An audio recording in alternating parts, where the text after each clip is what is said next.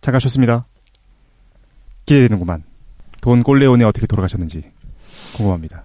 아직 죽지는 않았지만 그래요? 예, 총을 맞게 되는 사건이 일어나는데요. 이것도 이제 청탁이랑 관련이 있습니다. 다른 마피아 패밀리에서 돈 콜레오네를 찾아와서 자기들의 어떤 사업을 보호해달라는 청탁을 합니다. 근데 그 사업이 하필이면 마약 사업이에요. 기존에 했던 뭐 경마나 도박이나 뭐 클럽 운영이나 이런 거는 뭐 그렇게 사회적으로 지탄받을 사업일 수도 있겠지만 마약이란 좀 차원이 다르죠. 좀 큰 필요악이죠. 예. 원래 그 했던 거는. 그쵸? 마약이요? 아니 필요악. 예를 들어 도박이나 뭐 경마 같은 거에 관여해가지고 좀 돈을 버는 거는 그렇게까지 뭐 사회적으로 인식이 나쁘진 않지만 마약은 좀 얘기가 달라지잖아요. 그래서 이 마약 사업을 지원해달라고 하는 마피아 패밀리의 청탁을 돈 콜레오네가 이제 거절을 하게 됩니다. 근데 이 청탁했던 사람 마피아의 이름이 버질 솔로조라고 불립니다. 이 솔로조라는 인간은 이제 뉴욕에 나머지 5대 마피아가 있었다고 했지 않습니까? 네. 그 중에 이제 타탈리아 쪽 패밀리랑 손을 잡고 있는 사람이고 유럽에서 마약을 제조해가지고 자기가 미국으로 운반해서 들어오겠다. 라는 사업 계획을 갖고 들어온 거예요. 네. 그 유통망이랑 제조망은 다 만들어 놨고요. 예, 그래서 돈 콜레오네한테 찾아온 이유는 딱 하나입니다. 만약에 이 마약을 만들어서 가지고 들어오다가 잡혔을 때 이게 막 징역 10년, 20년이 나와버리면은 그 범죄 조직원들이 다 윗사람들을 불어버릴 거 아닙니까? 네. 그걸 좀 막기 위해서 네가 갖고 있는 경찰이나 사법부 쪽 인맥을 동원해서 그 형량이라든가 이런 걸 좀 할 수 있게, 감형할 수 있게 로비 같은 걸 좀 지원을 해달라. 이런 제안을 하는 거예요. 밀수는 우리가 다 알아서 할 테니까. 네, 우리가 다 알아서 하고 수익도 한 거의 절반 가까이 떼어준다고 합니다. 조건이 나쁜 건 아니에요. 그렇네. 예, 그런데 콜레오네는 결코 반대예요. 왜냐하면 마약 사업이 너무 위험하고 대중적으로 이미지가 안 좋기 때문에 결국 장기적으로 보면은 조직 전체가 위기에 빠질 수 있다. 기존에 자기가 데리고 있던 인맥들이 다 등을 돌릴 수 있다. 이런 이유를 들어서 반대를 하는데요. 그러자 이 솔로조라는 인간이 앙심을 품은 겁니다. 특히 이 사람이 이제 돈 콜레오네를 죽이려고 음모를 꾸미는데 그 이유는 딱 하나예요. 딱 보니까 돈 콜레오네의 큰아들인 소니는 마약 사업에 관심이 많아. 네, 그 회담장에서 얘기를 좀 하거든요. 근데 소니는 관심이 있는 걸로 봐서 아버지를 죽여버리면 협상을 큰아들이랑 하면 되겠다라는 아이디어를 낸 거예요. 안 들키고 죽여야 되겠네, 그 대신에. 뭐 들키든 상관이 없죠. 자기는 그냥 뭐 소니랑 협상만 하면 되니까. 비즈니스죠, 그냥 그 사람 입장에서. 그래서 돈 콜레오네가 길거리에서 2명의 자객한테 무려 5방의 총알을 맞습니다.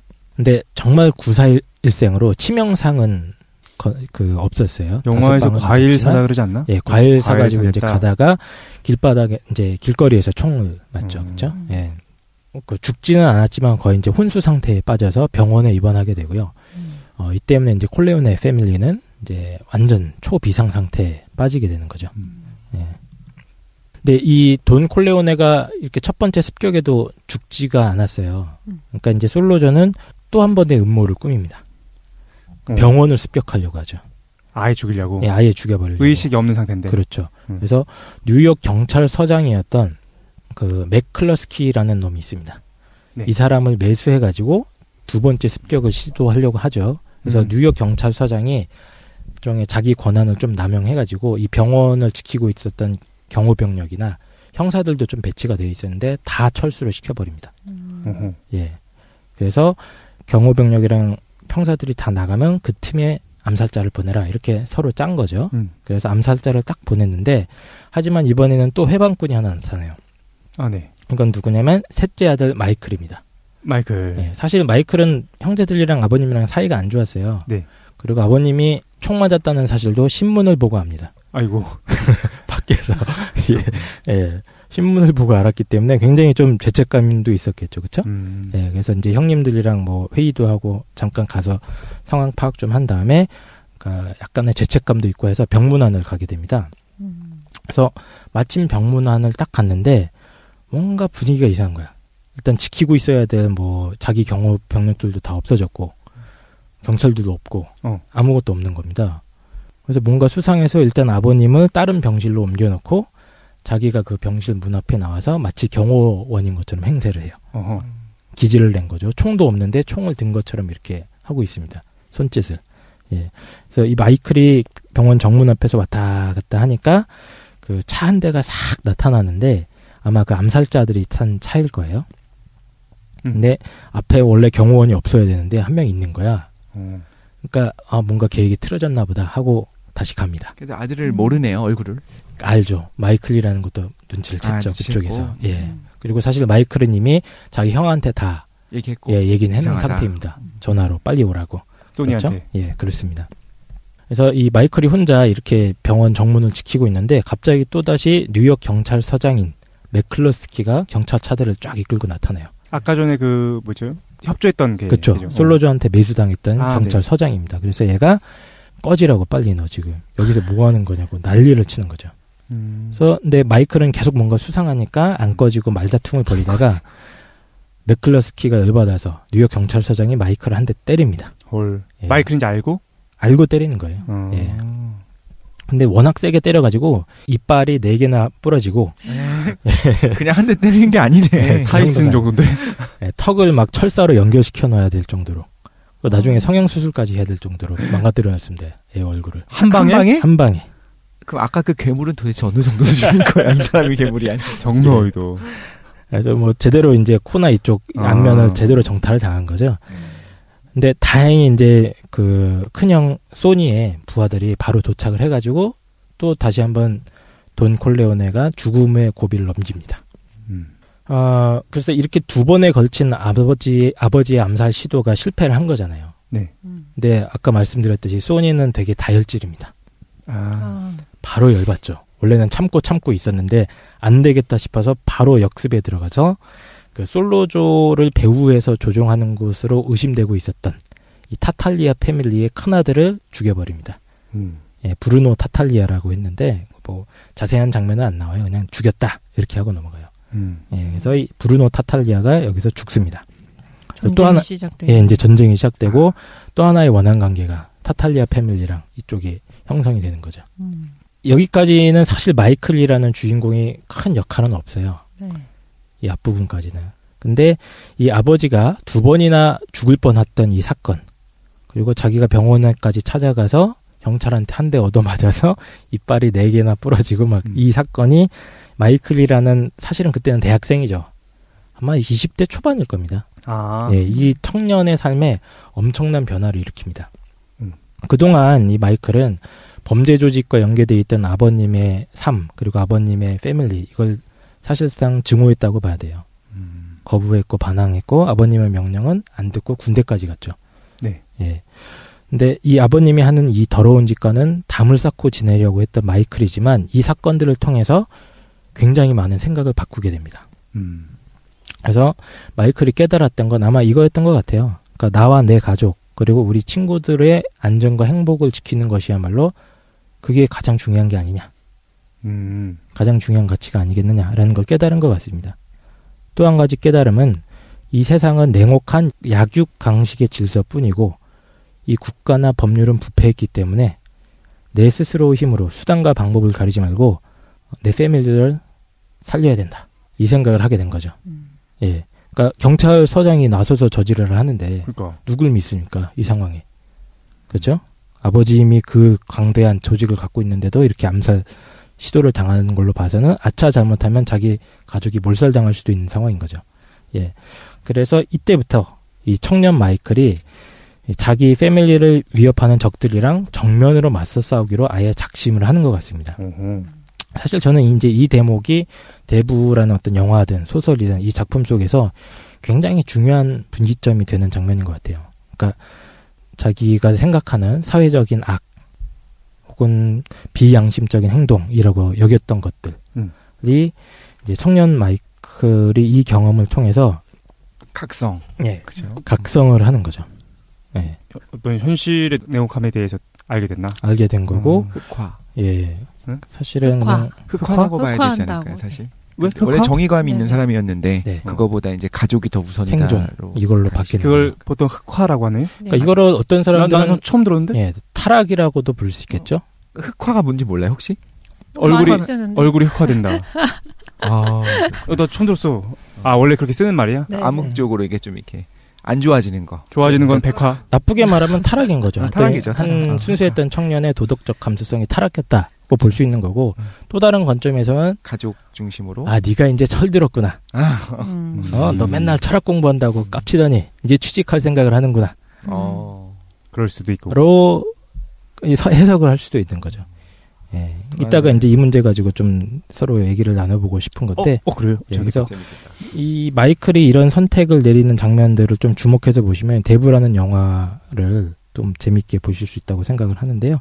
근데 어쨌든 간에 이 청년 마이클이 그래서 여기서 완전히 마음을 바꿔먹은 거죠. 이 솔로저 이 새끼 죽었어로 바뀌는 겁니다. 어허. 예. 근데 마침 또 이 솔로저가 아버님을 2번이나 죽이려고 해놓고 얼굴에 철판을 깔고 또 평화 협상을 제안을 합니다.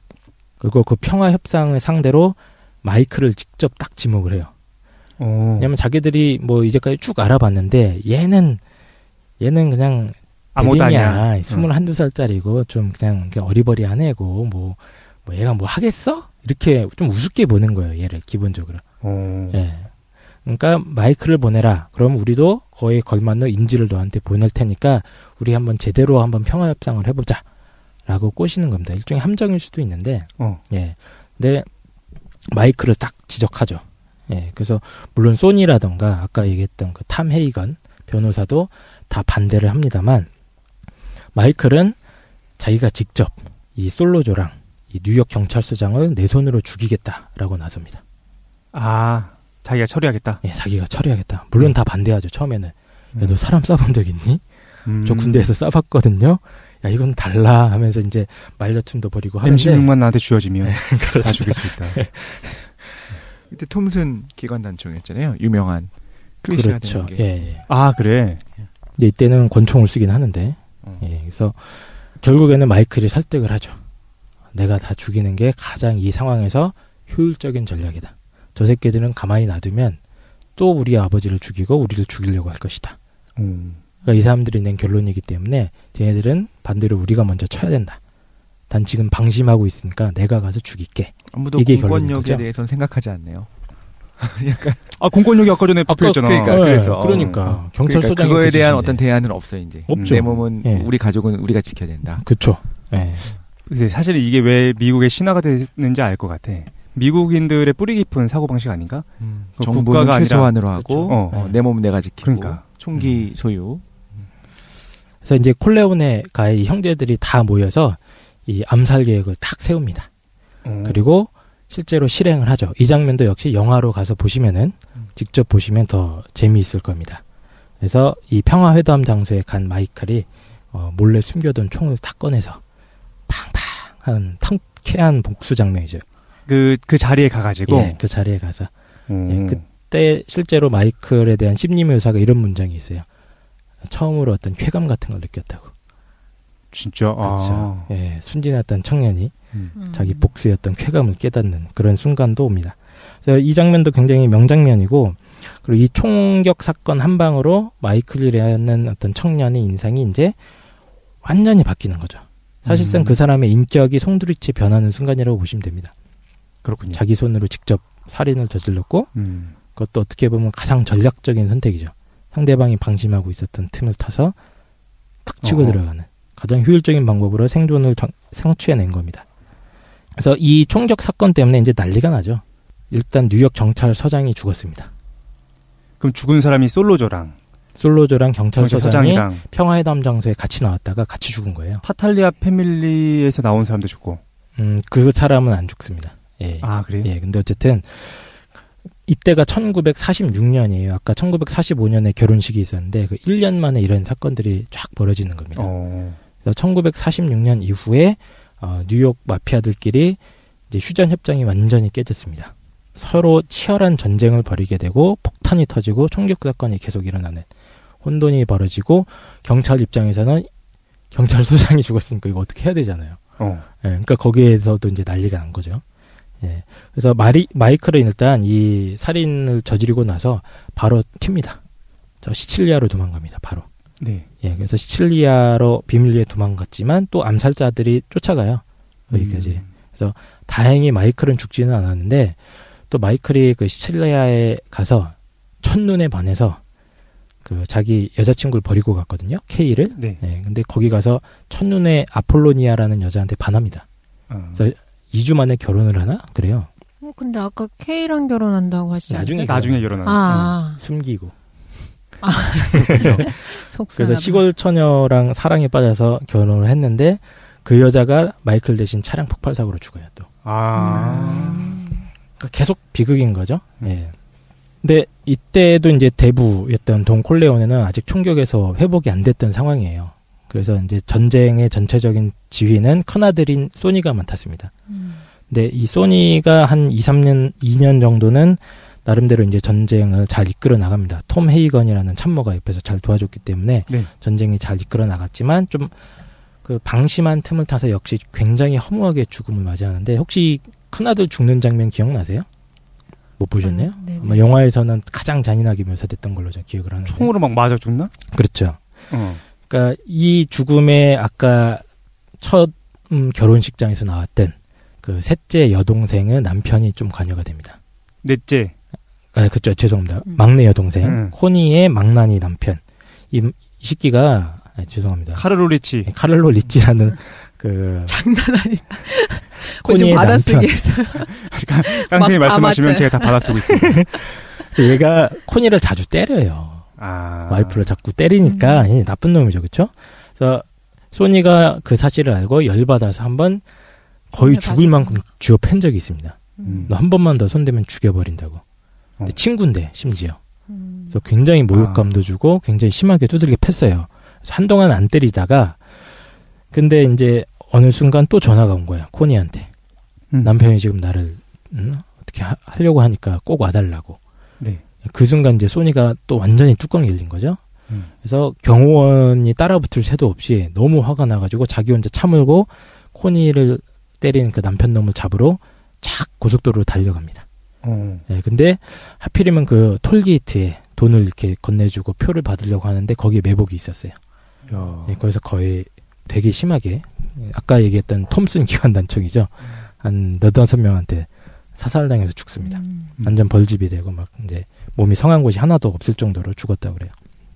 그래서 이제 이게 1948년에 있었던 일이고 이 죽인 거는 막내딸의 남편인 카를로 리치가 배신해서 그런 거지. 자꾸 스포를 하시네요. 예, 알겠습니다. 예. 스포일러 방송. 스포일러 방송. 나중에 보십시오. 영화로 알겠습니다. 보세요. 예, 이게 사실일지는 저 잘 모르겠습니다. 어쨌든 그러니까 큰아들까지 죽고 나니까 안 그래도 총 맞아서 시름시름 앓던 돈 콜레오는 이제 큰 충격을 받았겠죠. 예, 큰아들 시신마저도 어마어마하게 훼손이 심했다고 그래요. 그러니까 그걸 보니까 이제 결국 참지 못하고 평화회담을 선언합니다. 뉴욕의 5대 마피아뿐만 아니라 뭐 디트로이트, 마이애미, LA 전국 대도시의 거물들을 다 부릅니다. 예, 그래서 총회담을 하는 거죠. 그래서 이 영화 속에서도 이 회담하는 장면이 한번 좀 자세히 보시면 굉장히 명장면이에요. 그러니까 딴 게 아니고 그 말론 브란도가 여러 그 보스들 이제 사실 그 보스들도 어마어마한 보스들이거든요. 네. 그 보스들을 다 앞에 모아놓고 연설을 하는데 정말 압도적인 카리스마를 보여줍니다. 박수가 나올 정도로 보는 사람이. 보는 우리가. 예, 보는 우리가. 형님 이런 느낌이 납니다. 예, 그 연설 장면만 보더라도. 그 소설 속에 보면 그 연설 내용이 더 자세하게 들어있는데 뭐 핵심 내용은 이거예요. 우리가 비록 짐승 같은 범죄 조직들이지만 우리 전체의 이익을 위해서 인간으로서 어떤 합리적인 선택을 할 수 있다. 더 이상 아들을 잃는 이런 비극을 반복하지 말고 서로 평화를 맺자 하고 간절하게 호소를 합니다. 그래서 이걸 비토가 회복돼서 하는 거예요? 이제 거의 말을 좀 할 수 있을 정도예요. 이때는. 그렇구나. 예, 근데 아직 완벽한 회복은 이제 힘들고 네네. 나이도 있고 하니까 그래서 이 간절한 호소를 하면서 이제 회담이 극적으로 타결이 되고 콜레오네 패밀리가 드디어 마약 사업에 그럼 우리가 직접 관여는 안 하겠다. 다만 니들이 이제 좀 법률적으로나 사법적인 도움이 필요하면 우리가 지원을 해주겠다 하는 형식으로 양보를 합니다. 결국에는 마약 사업을 승인을 하고요. 그리고 이제 그 아까 봤던 타탈리아라 패밀리의 아들이 죽었다고 하지 않았습니까? 네. 그리고 자기도 아들이 죽었잖아요. 그러니까 이제 쌤쌤이 된 거죠. 그래서 둘이 껴안고 화해를 합니다. 타탈리아랑. 그리고 마지막으로 이 셋째 아들 마이클이 이제 이때는 시칠리아에서 죽을 뻔해서 돌아오게 되는데 시칠리아에서 온 우리 아들 마이클은 건드리지 말아라. 네, 하면서 그 연설하는 장면도 사실 되게 명문이죠. 오싹합니다. 그래요. 네. 나는 미신을 믿는데 혹시라도 우리 아들이 벼락이라도 맞아 죽으면은 눈에 다 죽여버릴 거야. 뭐 이런 오싹한 얘기를 하죠. 예. 어쨌든 이렇게 해서 평화가 다시 성립이 됩니다. 근데 이 평화회담이라는 게 사실은 진 거죠. 콜레오네가. 그럴 수도 있구나. 무릎을 꿇고. 왜냐면 자기가 짱이었어요, 원래는. 뉴욕 최강 패밀리였는데 일단 큰아들 죽었지. 자기가 안 하겠다고 했던 마약 사업도 결국엔 양보를 했지. 한 겁니다. 복수를 해야 되는데 그쵸. 말하자면 이쯤 그만하자. 이쯤 그만하고 내가 그냥 손해 감수하고 우리 셋째 아들만 살려줘처럼 돼버린 거죠. 예. 그러니까 실질적으로 그 대외적인 이미지가 크게 떨어집니다. 조직의 힘이 막강했던 힘이 평화회담 이후에 이제 우습게 보기 시작하는 거죠. 그리고 이 콜레오네가 이제 나이도 먹고 힘들고 그래서 사실상 아예 은퇴를 선언하고요. 셋째 아들 마이클이 실질적인 보스 역할을 하게 됩니다. 네. 근데 이게 이때 마이클이 되게 어려요, 아직. 20대 후반 정도밖에 안 될 겁니다. 예, 그러다가 보니까 조직 내부에서도 이제 의심을 하기 시작하겠죠. 이 꼬맹이가 과연 할 수 있을까? 우리 돈 콜레오네 대부님처럼 하는 의심이 들기 시작하고 이 돈 콜레오네의 절친이었던 아까 얘기했던 그 클레멘자, 테시오 이런 중간 보스들도 조금씩 의심을 하기 시작합니다. 야, 이러다 우리 망하는 거 아니냐? 이런 생각도 안 할 수가 없었겠죠. 그렇죠. 그래서 약간 못 믿어하는 분위기가 형성도 되고 그러는데 하지만 여기에 사실은 놀라운 반전이 숨어 있죠. 그냥 당할 돈 콜레오네가 아니었습니다. 예, 그래서 사실 이 평화회담은 셋째 아들 마이클의 생명을 보호하고 나서 다른 패밀리들을 약간 방심하게 만든 다음에 제대로 복수를 하기 위한 일종의 수순 중에 하나였을 뿐입니다. 예, 이 장기적인 플랜이에요. 이게 한 거의 7년 가까이 복수의 칼날을 깁니다. 그래서 돈 콜레오네는 이때 그 평화회담에 참석하고 나서 나를 노렸던 놈들이 처음에는 타탈리아 패밀리라고 생각을 했거든요. 솔로조랑 직접 연계가 있었기 때문에. 근데 그날 와서 얘기하는 걸 쫙 들어보고 나를 진짜 노렸던 거는 바르지니 패밀리였다라는 걸 깨닫습니다. 눈치를 챘어요. 그냥 동물적인 육감입니다. 바르지니가 왜냐하면 뉴욕 전체 넘버 2였거든요. 네. 그래서 저 새끼가 주적이었구나를 깨닫습니다. 그리고 약 7년에 걸쳐서 칼을 가는데 정말 치밀하게 계획을 세워요. 다른 조직원들도 모를 정도로. 마이클이랑 돈 카를레오네, 그러니까 아버님만 아는 정도로 치밀하게 계획을 세웁니다. 그래서 이 마이클 같은 경우는 뭐 일단 자기 아버지를 잃을 뻔했죠. 2번이나. 큰형이 죽었죠. 사실상 둘째는 뭐 하고 있어요? 그 찐따입니다. 예. 도망가 있습니다. 아이고. 예. 둘째는 그 대부 2에서나 나오는데 거기서도 찐따로 나와서 그 좀 이상하게 죽습니다. 어쨌든 네. 그리고 자기가 사랑했던 여자도 폭탄으로 죽었죠. 아폴로니아. 예. 그렇죠. 그러니까 복수에 대한 그 원한이 어마어마했겠죠. 근데 그거를 꾹 참고 굉장히 냉정하고 치밀하게 아버지로부터 그 리더 수업을 받습니다. 오랫동안. 그래서 일단 기본적으로 아버님의 어떤 정치계와 법조계 인맥을 다 인수받고요. 그리고 협상하는 방법, 뭐 상대방의 마음을 얻는 방법, 조직에서 배신자를 골라내는 방법, 이런 어떤 쪽집게 마피아 리더십 특강. 아이고. 이거를 1대1로 과외를 받습니다. 그렇구만. 예. 그래서 그 돈과 마이클은 아예 이런 계획까지 발표를 해요. 우린 뉴욕을 떠나겠다. 여긴 더 이상 우리가 있을 때가 아니다. 우리 자산 다 정리하고 우리 그 뉴욕의 세력은 저기 뭡니까? 네바다. 아니요. 그 코리아? 클레멘자와 그 테시오 형님들 당신들한테 나눠주고 우리는 LA나 그 서부 쪽으로 라스베가스 쪽으로 떠나가서 그쪽으로 도망가겠다. 51구역. 그렇죠. 예, 그쪽. 그래서 외계인과 그쪽에 새로운 문명에 그때는 대해서 그게 있었네요. 1950 이때가 한 55년 그때쯤이거든요. 헷갈린다. 다 헷갈려. 그 부분의 사건이 그쯤이었던 걸로 제가 기억을 하는데 어쨌든 그것 때문이었구나.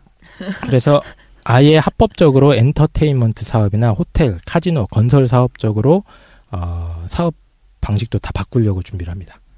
예, 기존에는 좀 암흑의 세계에 너무 발을 담궜었는데 이제 종합 엔터테인먼트 그렇죠, 산업이겠다. 그렇죠. 예, 이제 족보를 좀 씻는 거죠, 그렇죠. 손에 묻은 피를 닦을 준비를 하는 거죠. 근데 이러니까 더 야 콜레오네 이제 도망가려고 한다 이 새끼들. 뉴욕에서 발 빼는 거 봐라. 쟤는 끝났다. 이렇게 얘기까지 들리죠. 이제 무시를 완전히 당하는데 그 정점이 울리는 게 이제 대부님께서 돌아가십니다.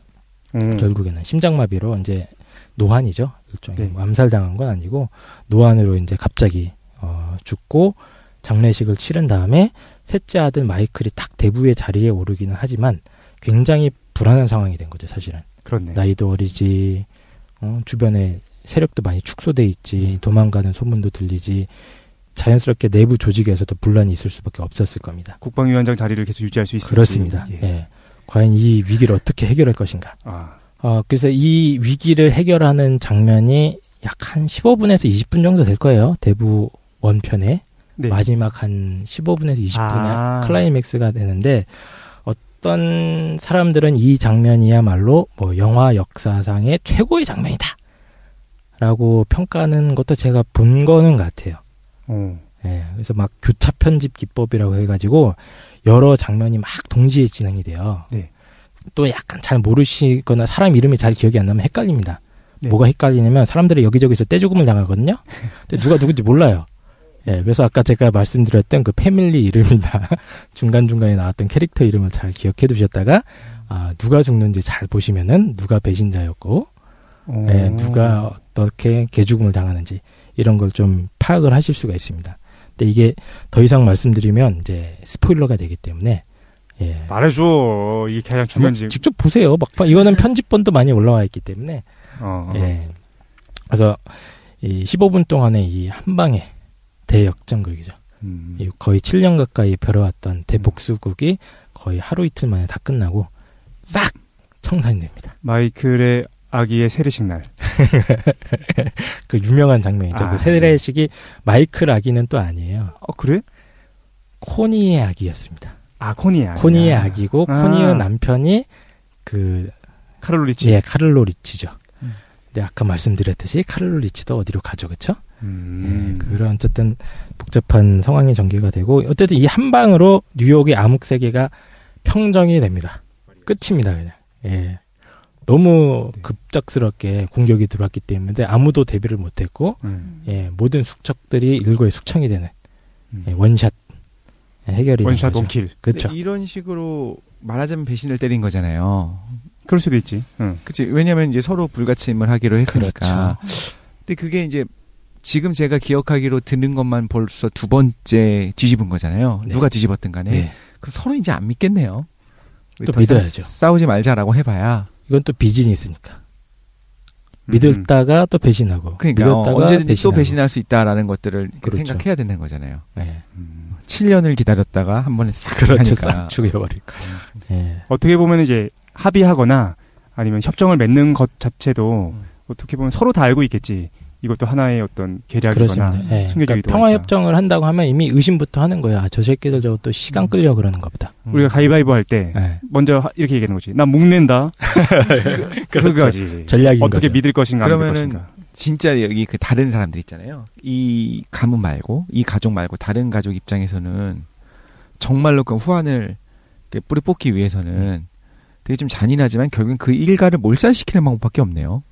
근데 그게 가장 좋은 옵션인데 그게 이제 상대방이 대비를 하면 서로 힘든 거지. 그러니까 그 썬큰 받고 막 스포커지 받고 그러니까. 다 방어 채비를 할 거 아닙니까? 다 도망가고. 그러니까 그거를 못하게 방심을 시켜놓는 거예요. 그다음에 여기서 싹 정리를 그러다가 했고 한꺼번에 싹.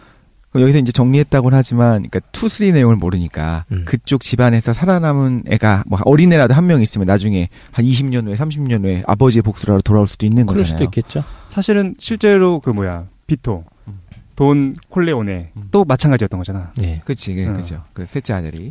셋째 아들 말고 그 돈 아버지. 네. 아버지도 이제 시칠리아 섬을 도망쳐 그렇죠. 오잖아요. 12살 때 도망갔다고 했죠. 예. 돌아와서 이제 다 성장한 다음에 이제 돌아와서 아버지 복수하지 않나? 예, 쓸어버리는. 다 쓸어버리죠. 그게 2에 나오나요? 데브 2에? 2에 나왔던 거였어요. 소설에서는 앞에 나오고. 그렇습니다. 소설에서는 그 장면에 나오지 않아요. 그래요? 예. 그러니까 2에 나오는 대목 중에 하나입니다. 그 부분도. 어쨌든 이 마이클 콜레오네가 드디어 이제 돈 콜레오네가 된 거죠. 그렇군요. 예, 돈의 주인이 바뀝니다. 알파치노. 예, 그래서 그 영화 마지막 장면이 이제 마이클 콜레오네가 진정한 대부가 되고 거기에 모든 가신들이 무릎 꿇고 그 입을 맞추는 그런 장면으로 영화가 끝나죠. 그렇군요. 예, 그 유명한 그 뭡니까 배경음악이 그때 이제 대부의 배경음악 있지 않습니까? 라라라라라라 그거 아니에요? 예, 맞죠. 예, 그렇게 마무리가 됐던 것 같은데 어쨌든 뭐 여기까지가 이제 이 영화의 줄거리 그리고 어떤 등장인물들의 캐릭터나 이런 거를 좀 소설책이랑 연결시켜서 좀 정리를 해본 거고 뭐 영화를 직접 보시는 게 제일 좋죠. 듣는데 재밌네. 왜냐면 예. 나도 영화 어렸을 때 너무 봤으니까. 그러니까 어렸을 때 봐가지고 저도 이게 가물가물해. 누가 이게 누군지도 누가 모르겠고. 누군지 모르겠고. 근데 깡쌤이 이거 정리해주니까 예. 이해했어. 예. 아, 요런 내용이었구나. 그 장면이 그런 의도였구나. 뭐 이런 게 조금 이해가 됐던 것 같아요. 저도 소설책 읽고 새로 이해한 장면들이 되게 많았어요. 그랬던 것 같아. 그러니까 영화만 보면은 잘 모르겠는데 네. 소설을 읽은 다음에 얘기해주니까. 그렇습니다. 오, 이거 재밌다. 봐야겠다. 그래서 뭐 어쨌든 이 작품에 대한 평론가들의 뭐 평가는 아까 얘기했듯이 뭐 길가메시 서사시나 일리아드 같은 어떤 미국의 영웅 신화다. 새로운 영웅 신화인데 원래 미국인들이 이제 좀 좋아했던 영웅 서사시의 구도가 좀 선악 구도가 뚜렷한 서부국이었거든요. 근데 주인공은 약간 삐딱해야 돼. 뭐 좀 이렇게 법이나 이런 거에 막 자유롭고. 예, 자유롭고 유연하고 좀 삐딱선 타고 약간 그런 그렇죠. 예, 자유분방한데 악한만 만나면 되게 빨리 총을 뽑는 네, 그런 스타일이었는데 이 소설 혹은 영화에 나오는 대부는 그 선악 경계가 이제 모호해지기 시작하는 거예요.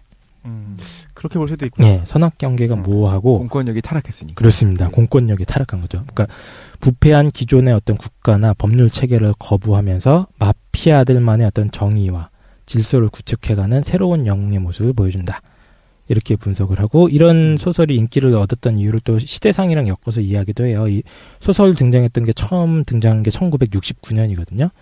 네. 예, 그럼 1년 전에 68혁명 프랑스에서는 있었고 그러네요. 그리고 그때가 한창 베트남전 이제 할 때고 베트남전과 함께 있었던 게 반전 운동이죠. 네. 그 히피 운동.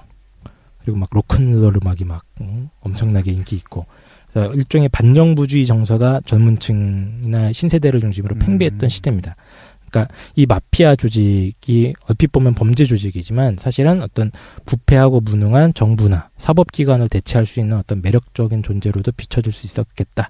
반정부적인 어떤 분위기 속에서 그렇죠. 탄생할 수 있는 영화구나. 예. 그렇게 분석을 하기도 하더라고요. 예. 그래서 여기까지가 이제 이 영화에 대한 어떤 평가와 그 줄거리 내용을 소개를 한 거고요. 재밌다. 제가 그 최 사장님께서 이제 좋아하는 토론. 예. 예, 토론거리를 몇 가지 가져왔어요. 한 가지입니다. 이걸로 뭘 토론을 하나? 근데 네. 저 궁금한 거 있어요. 이게 이제 역사상 미국 역사 헐리우드 역사상 최고의 영화라고 이렇게 한다고 했잖아요.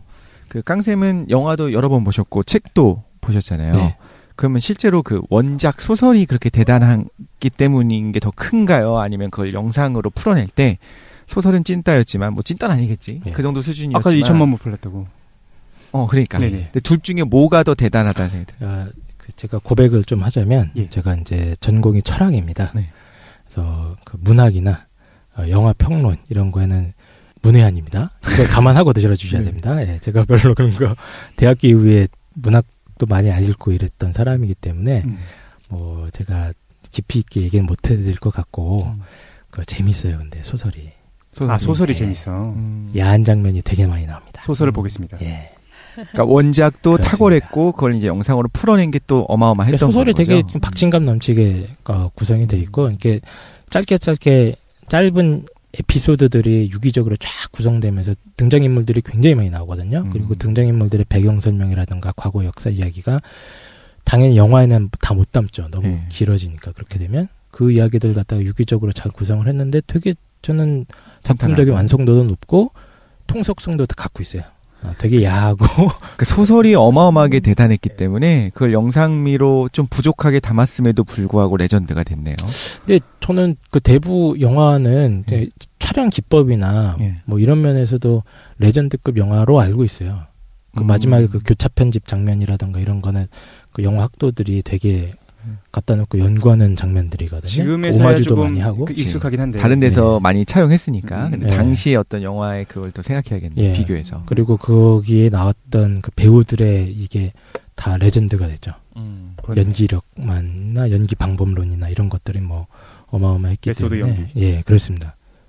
근데 이제 뭐 영화나 소설이나 어떤 게 더 좋냐는 개인차가 클 것 같아. 보통은 근데 정답은 보통 소설 원작을 얘기해야 되는 것 같더라고요. 영화를 봤는데. 많은 분들이 그런 거예요. 예. 아우, 저는 소설을 너무 좋아했는데요. 영화를 보니까 많이 아쉬워요. 실망이었어요. 예, 이렇게 소설에 해야 좀. 담긴 내용을 화면으로 표현하는 게 쉽지는 않은 것 같아요.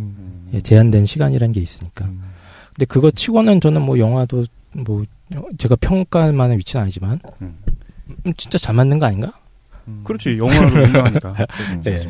왜 그 질문을 드렸냐면 그 영화에 있어서는 정말 미국이 만들어낸 컨텐츠 중에 거의 뭐 역대 최고다라고 얘기를 들었는데 저도 그걸 알고 있었거든요. 근데 그 소설이 역대급 소설이라는 얘기를 못 들어봤었거든요.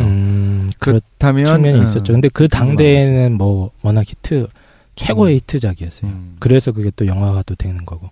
그렇군요. 예. 영화를 보면서 이제 제가 했던 생각 중에 하나가 이거였어요. 저도 20대 초중반에는 마이클의 어떤 어렸을 적 생각을 저도 많이 했던 것 같아요. 정의로움까지는 아니더라도 어떤 불의를 하면 안 된다 그런 거. 그러니까 내가 이 세상 살면서 해서는 안 될 일들이 분명히 있는 것 같다. 그리고 몰살시킨다든가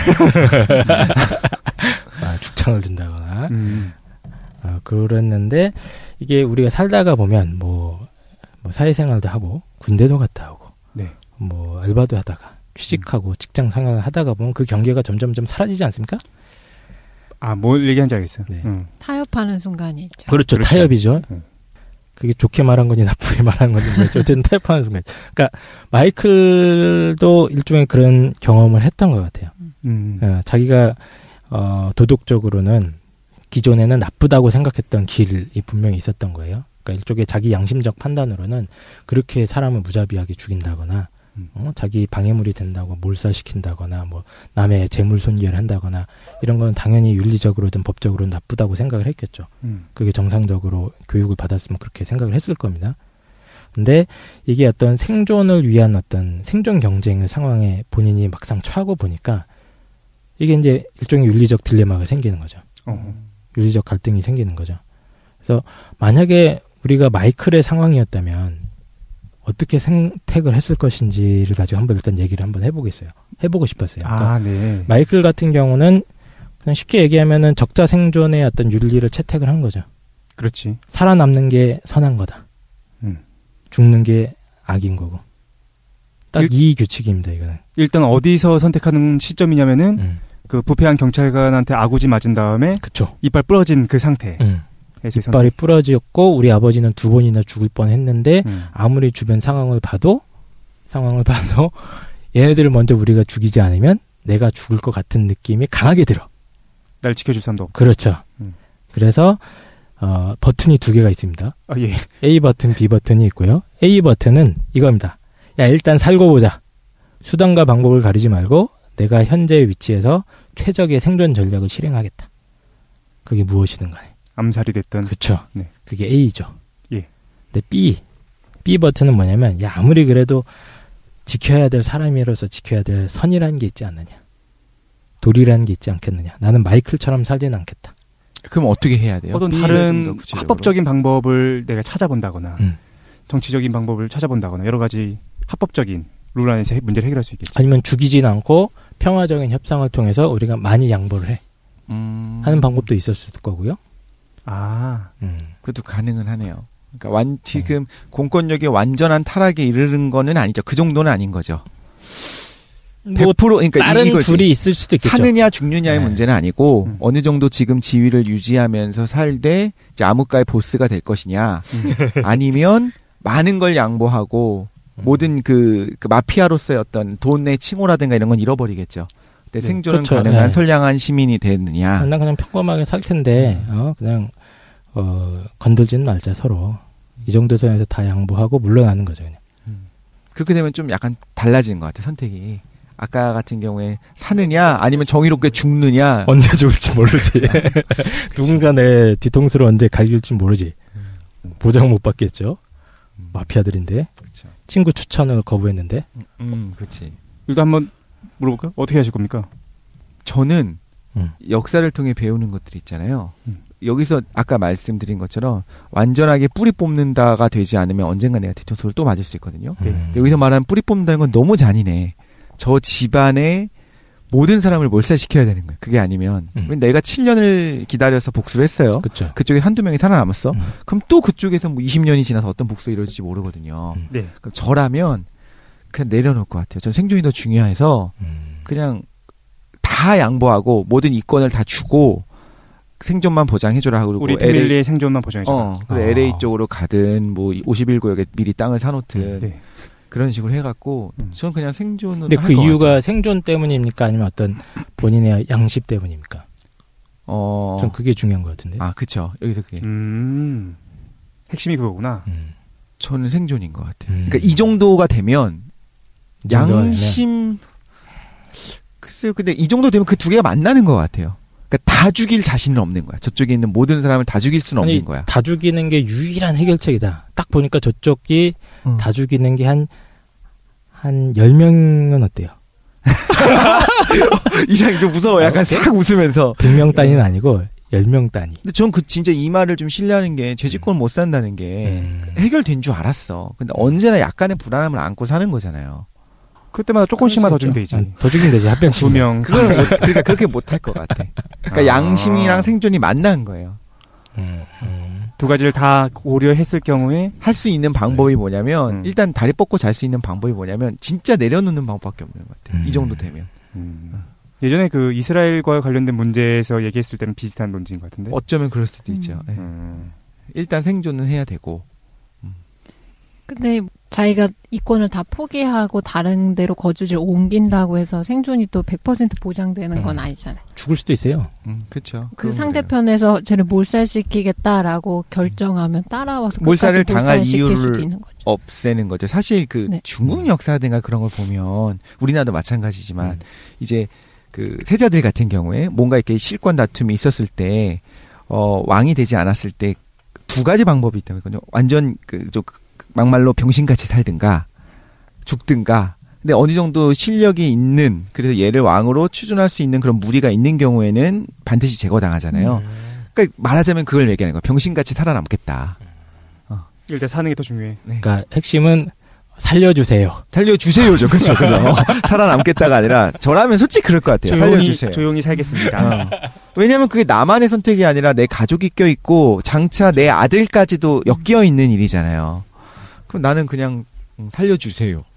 살려주세요를 하여튼 생존이 중요하긴 하지만 뭐 어떤 이유에서인지 모르겠지만 내 스스로 폭력을 행사하는 게 뭐 마음이 꺼름직한 것도 그렇죠. 있고 불가능할 것 같다는 생각이. 암흑가의 보스가 돼도 다시 어떤 일이 벌어질지 모르는 비윤리적이기도 하고 알겠습니다. 생존과 관련돼 있기도 하고. 그렇죠.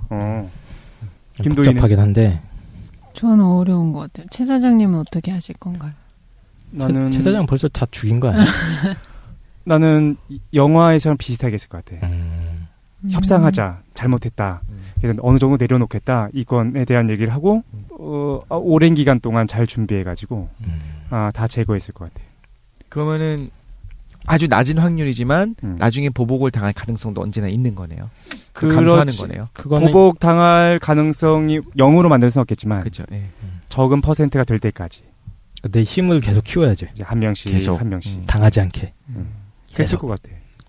김도희님은 이건 진짜 어려운 것 같아요. 근데 너무 극단적인 상황이기도 하고. 그렇죠. 이건 되게 극단화시킨 상황이죠. 그렇죠. 네네. 근데 사소하게 되게 생각해보면 아까 깡쌤이 말씀하신 것처럼 어렸을 때 누구나 자기가 믿는 가치관이라는 게 있잖아요. 그리고 어떤 정의로운 신념 같은 거를 갖고 사는데 그게 뭐 취직이 될 수도 있고 자기가 어떤 특정 사건을 마주하게 되면 자기가 확고하게 지킬 거라고 확신했었던 신념을 지키기가 어려운 순간을 목도하잖아요. 그렇지. 네네.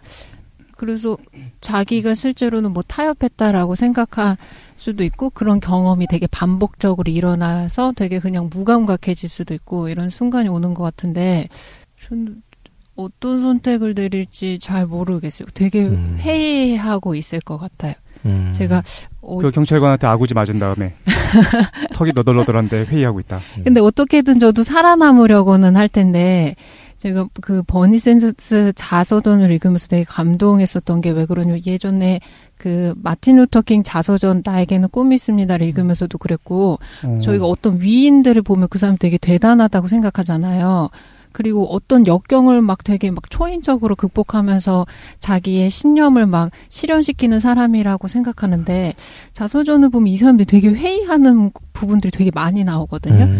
자기들도 막 이제 두렵고. 네, 맞아요.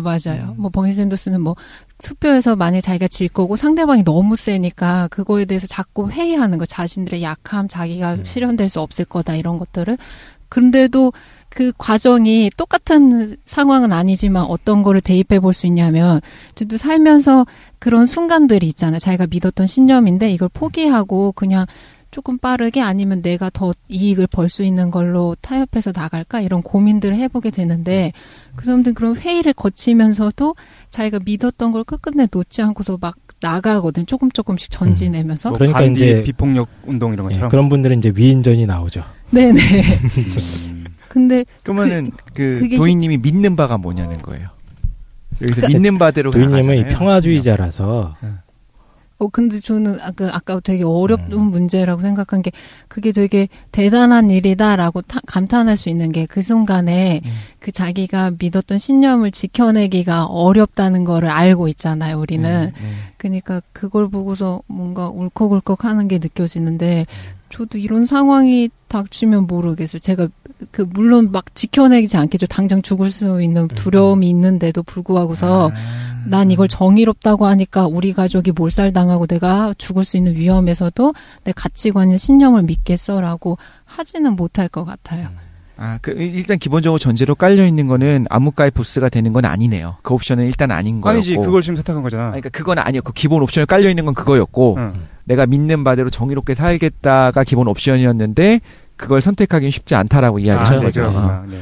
뭐 저도 간단하게 대답을 드리면은, 일단 최다상처럼 나도, 일단 한따까리 하고, 와신상담에서. 한번 해보시고, 그래, 일단 한번 생존 경쟁을 한번 해보실까요? 뭐 해보시고, 근데 계속 고민은 되겠죠, 저도. 이렇게 사는 길이 옳은 길인가. 내가 당장 내 목에 칼이 들어와서, 뭐 강도가 칼이 내 목에 들이대니까, 나도 뭐 가만히 있을 수는 없지 않습니까? 뭐라도 해갖고 후려쳐야지. 했지만, 이 강도를 내가 계속 두드려 패면서, 강도가 아닌 사람도 내가 살기 위해서 계속 두드려 패면서 이렇게 살아야 되는가는 고민은 많이 하겠죠. 맞아. 왜냐면 모호해지잖아요. 얘가 잠재적인 나의 어떤 경쟁자가 될 것인가 안 될 것인가가 상대방의 가족은 그럴 가능성이 있어요. 근데 거기에 있었던 뭐 운전수 혹은 거기에 은혜를 입은 사람, 그냥 뭐 예를 들면 여기서의 장의사 같은 사람이겠죠. 그런 사람들이 잠재적으로 나의 위험성이 있는 사람인지 아닌지, 그러니까 내가 제거할 대상인지 아닌지가 모호해지기 시작해요. 그리고 우리가 뭘 봤냐면 이 아들 입장에서는 아버지가 일군 것들을 보는 거예요. 명망 있는 사람이었고 사람들이 많이 따랐잖아요. 그치? 처음에는. 그래서 미움받지 않았고 뭐 공권력에서도 많은 뇌물을 받았었고 그런 줄 알았는데 봤더니 결과가 그래. 자신의 큰아들은 이렇게 너덜너덜해지고 이런 일들을 자기는 계속 신변의 위협을 받고 그러면 오히려 아무리 내가 잘해봤자 안 되는구나라는 거를 여기서 확인할 수 있는 거는 그 독실님이 대부가 되면 조직이 되게 혼란스러울 것 같아요. 와해됩니다. 그대로 상납할지도 몰라요. 깐깐해. 그냥 저쪽 가서 저쪽을 대부로 삼아. 나 건들지만 마. 그러니까 여기 이 영화 속에서 마이클이 한 건 되게 극단적인 거죠. 사실은 어떻게 보면은 선택의 여지가 없었던 걸 수도 있어요, 이 사람은.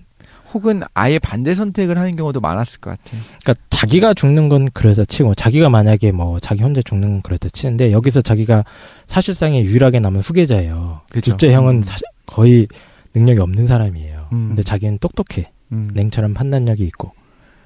근데 주위를 둘러봤는데 자기 처자식, 자기를 어렸을 때부터 키웠던 삼촌들, 클레멘자나 테시오 삼촌들, 자기 아버지도 있었고 어머님도 있고 다 있어요. 그리고 이 아버님이 일군 정말 40-50년 동안 일군 어마어마한 이 가업이 있는데 이걸 갖다가 순순하게 내려놓는 선택은 거의 그게 가능할까 싶어요. 저는 반대로 생각해요. 그래요? 왜냐하면 아버지의 현재 모습이 나의 미래 모습이 될 거라고 생각하면 내가 장차 이런 삶을 살게 되고 내 아들들이 지금 내 형제들 같은 삶을 살게 되겠구나라는 생각할 것 같아요. 그러니까 항상 회의적으로 생각하는 거죠. 저는 좀. 근데 갑자기 나는 어떤 생각이 드냐면은 이런 그 말이 이제 적절할지는 잘 모르겠어. 근데 이제 김정은은 어떨까? 라는 생각이 갑자기 드는 거야. 외국에서 유학하지 않았습니까? 그렇죠. 성격이 우리가 삐뚤어졌다라고 얘기하시는 분들 계시고, 근데 개인이 어떤지 모르니까. 어쩌면 김정은도 비슷한. 내가 여기서 무너지면 여러 가지 생각을 했을 것 같다는 생각이 갑자기 막 들어가지고. 사실 나중에 저 영화에서 비슷한 얘기가 나올 거예요. 제 그래? 영화편에서 네, 뭘 하는데? 영화? 네. 영화 얘기해도 돼? 안 나중에 해주십시오. 네. 근데 그 생각을 했어요. 우리가 볼 때는 모든 선택을 할 수 있는 것처럼 보이는 사람들도 충실하게 사실은 자기 롤을 따라가고 있지 않나라는 생각이 드는 거예요. 김정은도 자신이 그러니까 나의 어떤 개인적인 생각이 아니라 네. 주어진 환경에서의 그쵸. 롤을 따라간다. 김정은도 마땅히 자기가 해야 될 롤이 있는 거예요. 그리고 선택지가 그러니까 모든 게 자유롭진 않은 거지. 그런 면에서 이제 마이클도 마찬가지였고 좀 그런 생각이 들었어요. 네, 그러니까 저희가 뭐 김정은 얘기까지도 갔는데 저는 이 너무 과한 것 생각도 해요. 그러니까 김정은이 고민했던 것도 있고 마이클이 고민했던 지점도 있지만 사실 그 선택지가 하나가 너무 극단적인 거라서 그렇지. 그렇죠. 우리 모든 사람들이 평소에 하는 고민일 거예요. 이거는. 우리 개인적인 거로 좀 넘어오면 간단하게 그냥 네네. 뭐 대학 졸업하고 사회생활을 시작하면서부터 이런 고민 하게 되지 않습니까? 그냥 생존 경쟁이라는 게 현실이잖아요. 네. 피부에 가장 와닿는 거고 내가 생각했던 어떤 이념이나 이상적인 정의 같은 거는 막상 현실에 나가가 보면 힘을 거의 발휘를 못하죠. 군대에서도 그렇고 군대에서도 사회생활에서도 그렇고. 그렇고. 예. 그리고 사회가 되게 정의롭고 능력에 대한 정확한 결과로 돌아올 거로 생각하는데 그렇지 않잖아요. 예, 그렇지. 어렸을 때는 그걸 믿고 되게 있는데 경악하죠. 그 모습 처음에 목도했을 때. 줄이 더 중요했다는 걸 알게 되고 여러 가지 너무 복합적인 요인들이 작용하니까. 그러니까 대학생들 입장에서 이런 거 있었던 것 같아요. 얼마 전에 그 봤던 드라마에서도 그런 비슷한 게 나왔는데 내가 정의를 위해서 내가 원하는 것을 위해서 그 시위를 하고 네. 공권력에 맞서서 그렇죠. 그건 정의로운 행동이었거든요. 분명히. 그런데 그게 기록에 남으면 이제 공직에 진출을 못해. 맞아요. 혹은 뭐 교직 이수를 했어도 그러니까 선생님이 될 수가 없어. 네. 임용이 안 돼. 그런 상황을 그 선배가 그런 상황에 처한 걸 내가 봤어. 근데 내가 당장 오늘 있는 시위에 나갈 것인가를 선택하는 때에 젊은 애들은 하겠죠. 근데 좀 더 나이 든 사람들은 말릴 거라고요. 그래서 아빠가 화를 내고 이런 장면이 있었어요. 네. 딸은 내가 뭘 잘못했냐라고 얘기하고 아빠는 이 새끼가 막 그러면서 현실을 모르는구나. 그렇지요. 그래서 네 미래가 어떻게 될지 아냐 이런 이야기를 하는데 지금 이 사건이랑 좀 비슷한 것 같은데. 예. 그 고민 지점인 거죠. 그러니까 직장에 딱 갔는데 갑자기 야 가짜 회계 장부점 어떻게 만들어 보자. 우리 회사에 네. 명운이 달렸단다. 우리 한번 해보자. 화이팅. 이렇게 할 수도 있는 거죠. 좋은 선배가 또 얘기해서 예, 좋은 선배. 보통 존경하는 그분들이 선배였어. 또 인간성이 좋아요. 예. 아니면 부장님께서 갑자기 불러가지고 오늘 계약직이나 이런 게 지금 우리 회사가 너무 많은데 좀 잘라야 되는데 이게 계약 기간이 너무 많이 남았다. 근데 갑자기 해고하면 부당 해고니까 네가 저들이 좀 알아서 회사를 나갈 수 있게 예, 좀 괴롭혀달라. 그런데 그 부장이 아이도 많고 그렇지. 이걸 안 하면 부장이 잘려. 부장이 잘릴 수도 있어. 아니면 내 자리도 위기야. 왜냐면 나도 지금 나가면 정규직이 안 될 것 같은데. 그러면 그런 때 나는 어떻게 해야 되는가? 아니면 겨우 정규직 일자리를 딱 얻었는데 갑자기 어떤 특정 정당이나 정치인을 의미하는 글을 매일같이 카카오톡에 올려라. 갑자기 이런 난데없는 이상한 위해서 해야지. 명령이 나온다면 뭐 국가를 위해서든 뭐 특정 정치인을 위해서든 뭐 이럴 수 있지 않습니까? 그러니까 이런 거 하면은 고민이 되겠죠 아무래도. 그러니까 이런 것 좀 이제 극단적인 케이스인 것 같고 지금 이제 저도 생업을 위해서 하고 있는 일이 따로 있지 않습니까? 네네. 근데 저는 대학교 다닐 때 이게 솔직한 말로 이렇게 좋은 직업이라는 생각은 단 한 번도 한 적은 없어요. 뭐 개인적으로 뭐 다른 사람한테 도움을 줄 수 있겠지만 이건 사회 전체적으로 보면 이거는 사회 악이라고 봐야 된다. 술 파시는군요. 예, 네. 마약 이런 거는 안 합니다. 아, 예. 네. 그러니까 이런 사회 악적인 요소가 분명히 있기 때문에 나는 이런 걸 직업으로 삼는 건 좀 아닌 것 같다는 생각을 되게 많이 했었거든요. 가요주저문요. 예. 이런 거. 근데 뭐 저도 이거저거 뭐 어떻게 하다가 보니까 이제 저도 일종의 타협을 하기 시작하는 거죠. 내가 소시적에 가져왔던 어떤 신념이나 이런 거를 조금씩 나름대로 합리화시키기도 하고 수정도 해가면서 예, 이런 경험들을 하게 되는데 근데 이건 누구나 다 하는 것 같아요. 누구나. 그렇지. 예. 그래서 저는 이 대부 영화를 보면서 이제 가장 공감했던 장면이 뭐냐면 마이클이 그 고민을 할 때 아버지가 막 위독하시고 그렇죠? 자기는 생계를 짊어져야 되는데 뭐 자기는 꿈이 있었어요. 그 친구도 하고 싶은 게 있었고 대학 교수도 해보고 싶었고 뭐 이런 꿈이 있었는데 그걸 버려야 되는 거예요. 이제 다 버리고 사회에 내가 타협하고 사회가 요구하는 어떤 롤 아까 얘기했던 그 롤에 맞춰서 내가 뭔가 어떤 역할을 해야 되는구나 라는 걸 깨달았을 때 그 고민들을 했던 게 저도 되게 공감이 많이 됐던 것 같아요. 제가 읽었던 대부분은 이거였습니다. 어쨌든 뭐 정리하면 뭐 이런 거야. 두 가지에서 우리가 갈등한다는 거지. 보편적인 도덕성이라는 것과 네. 나나 보편적일 필요는 없을 것 같아요. 그러니까 개인적인 윤리도 있을 수 있을 거고 내가 원하던 거. 내가 진정으로 원했던 어떤 꿈이나 소망이 있을 수도 있어요. 근데 그게 어떤 사회적인 압력이나 생존에 대한 어떤 조건들이랑 충돌하는 경우가 너무 많죠. 우리 삶 속에서. 반대로 그러니까 마이클 같은 경우에 암흑가의 보스가 되는 것이 자기의 개인적인 신념이고 꿈이었어. 좀 그럴 수도 있는 거잖아요. 꿈나무. 굳이 말하자면. 네. 큰 형은 원래 그게 꿈이었어요. 그치. 소니는. 어쨌든 개인이 고민하게 된다는 거예요. 그지? 윤리랑 어떤 생존 안에서. 그렇죠. 그렇군요. 영화를 얘기해달라 했더니 고민거리를 던질 것 같아요. 왜 혼란스럽게 만드십니까? 잘 살고 있었는데. 알겠습니다. 그냥 보면서 그런 생각이 들었어요. 그러니까 어떤 제가 나이 들고 보니까 막 그런 삶이 가끔 멋있어 보일 때가 있어요. 되게 비정하잖아.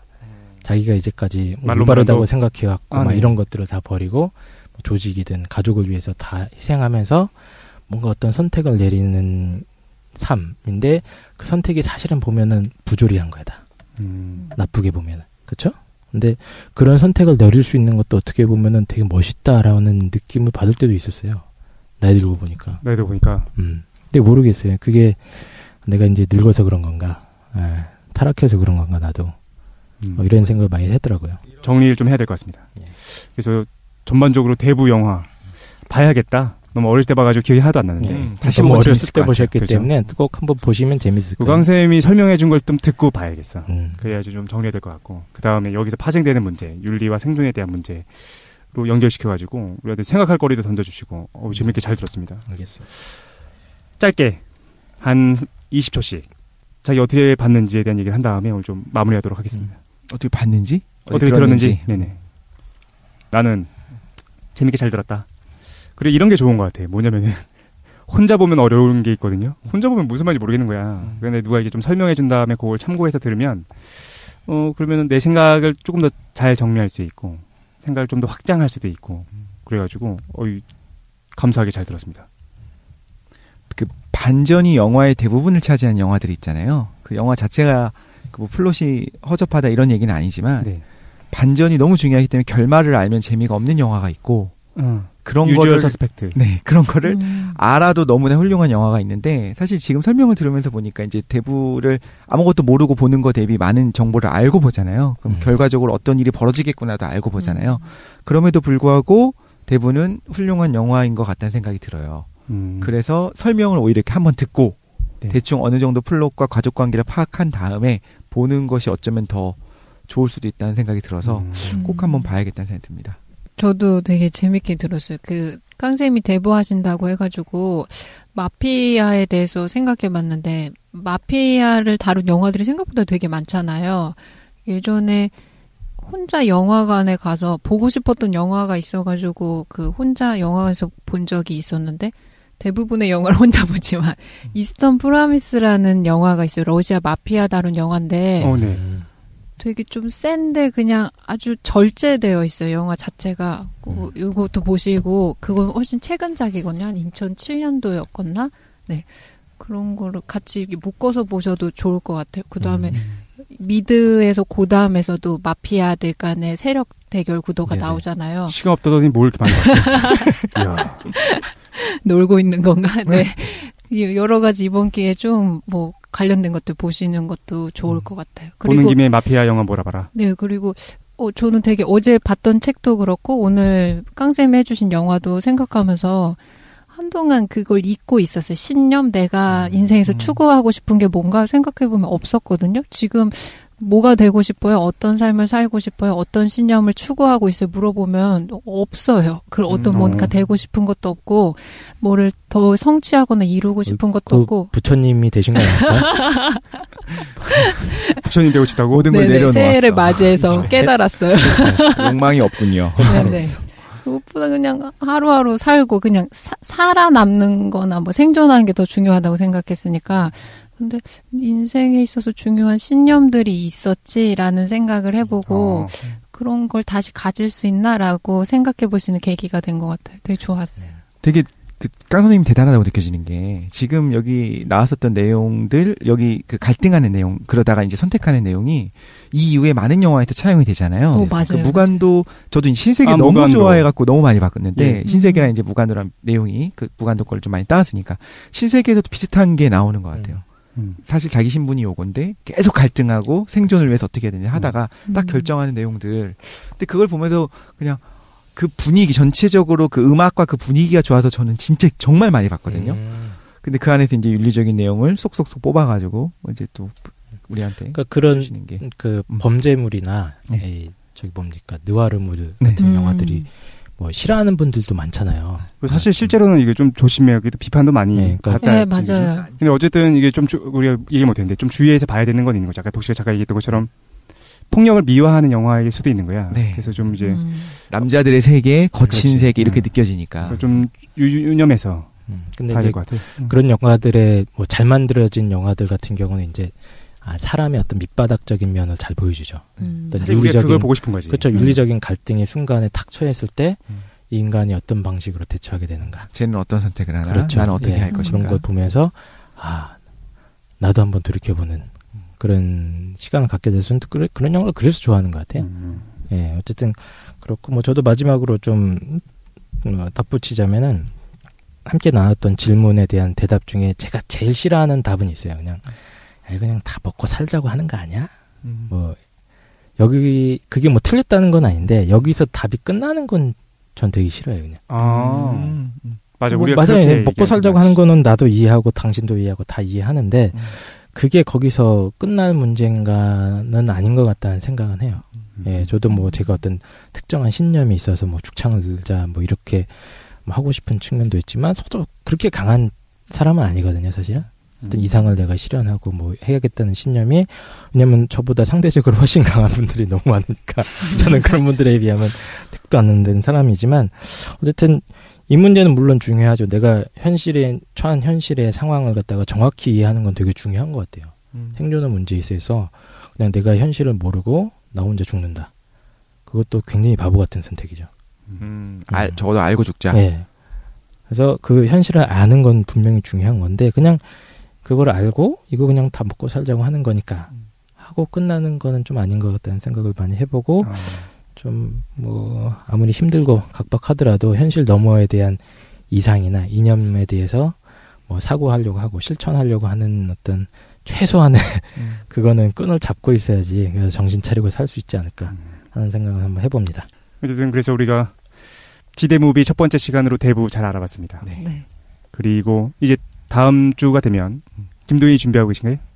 근데 저는 아직 영화를 못 골랐는데 네. 독실님 고르셨으면 먼저 양보해드릴게요. 어쨌든 이 깨달은 논의는 기념으로. 여기서 하지 말고 끝난 다음에 하도록 하고 그다음에 다음 주에 더 재밌는 걸 준비하는데 놀랍게도 저희가 거의 한 2년 정도 팟캐스트를 진행하지 않았습니까? 네. 처음으로 여기 끝나자마자 한 편이 더 올라갑니다. 네. 속보. 이거 아주 핫한 시사 이슈죠. 그러니까 시사에 별로 안 했잖아요. 지대 속보하면 되겠다. 지대 속보. 꼭 이런 시사만 하려고 그래 우리가. 꼭 시성 맞춰가지고 너무 많은 분들이 해달라고 하셔가지고 독실이가 하나 더 준비했습니다. 북한이 쏜 것은 인공위성인가 미사일인가? 그거 해주신다고요? 북한이 쏜 미사일의 중력파에 대해서 해주신다는 얘기 들었습니다. 그래서 잠깐 우리 쉰 다음에 지대 속보로 하나 더 올리도록 하겠습니다. 이거 다음 거 들으시면 될 것 같아요. 일단 우리 잠깐 쉰 다음에 다시 시작하도록 하죠. 네. 잠깐 쉽시다.